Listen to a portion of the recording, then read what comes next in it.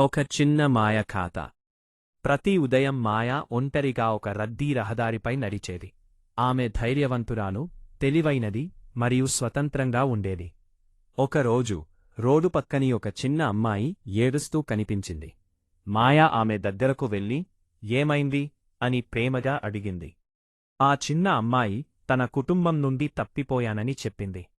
మాయ ప్రశాంతంగా ఉండి వివరాలు తెలుసుకుని ఫోన్ ద్వారా ఆమె కుటుంబాన్ని సంప్రదించింది.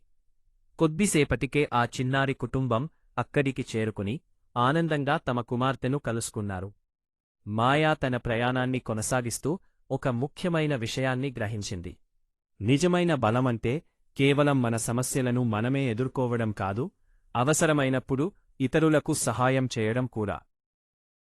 నితి, తనకు తాను సహాయం చేసుకునే వ్యక్తి బలవంతుడు. ఇతరులకు సహాయం చేసే వ్యక్తి గొప్పవాడు.